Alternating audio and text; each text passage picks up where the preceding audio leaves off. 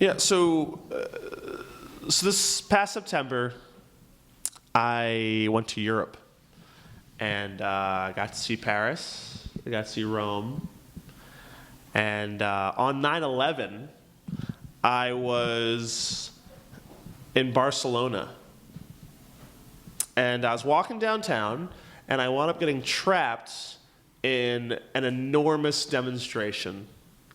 It was huge, absolutely huge. I was just downtown, walking down the street, and just hundreds of people, thousands of people, started pouring out of buildings, storefronts, shops, and it was everybody. It was men, women, and children. It was old ladies. It was pregnant women. It was little kids. And everybody they had these pots and pans. They were banging on them. And just so fired up and so excited. Now I'm from the United States. And so when I see that many people together, excited, fired up, there's like a clock in my head that just counts down where I'm just looking around and waiting for the cops to get there and just start beating the shit out of people. But it was the craziest thing. It was crazy. It was the largest demonstration I've ever been to in my life, and it was totally peaceful.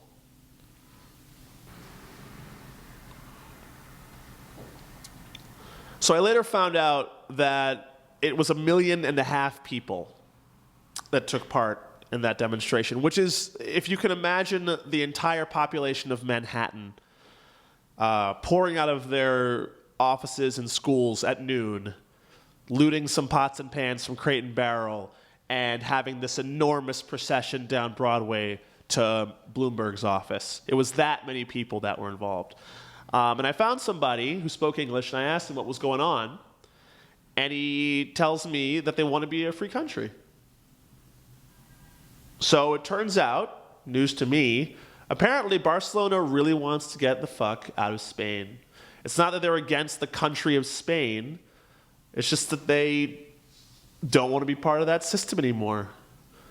They're not against the country, they want to separate, like a divorce, only with millions of people. Which is kind of funny, because it's the city that people most associate with Spain and actually doesn't want to be Spanish at all. Anyway, it's part of a region called Catalonia, 8 million people, and they want to leave. And honestly, after seeing so many of them out there on 9/11, on that day, I kind of think they can do it. Seeing all that, all those people, poor people, middle class people, rich people together, engaged, it moved me. And it impressed upon me that this was something that I should know something about. So I went online, I went to the library, and I started looking stuff up. I became a nerd about this stuff. So I know, for example, who the Black Virgin is. I know who La Caganera is.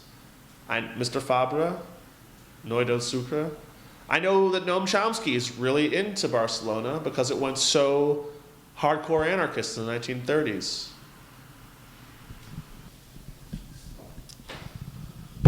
Okay, so why am I saying all this? Who cares? Well, on November 25th, the Catalans are going to choose a new president. And it looks like this guy, Artur Mas, of the Convergencia Party, is probably going to win. And he's pro-independence, and that's cool. And I'm happy about that. But after seeing that many people that engaged and that motivated and that together, it just seems like you could do something more. Not the same elite-controlled elections that every country has.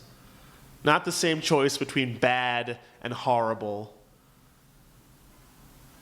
Something new. You could start over. with a whole different kind of country altogether. Start over from scratch. So this is what I'm going to do. Everybody always says that no one in this country pays attention to any place else. I'm going to pay attention to someplace else. So every Tuesday, I'm going to post a new video about the Catalan struggle for independence. And I would appreciate it, good people of the internet, if you would help me tell others. So if you like what you see here, comment on the video, show it to your friends, show it to your grandma, post it to your Facebook wall, tweet about it, whatever. Just help me spread the word that democracy is coming to Catalonia.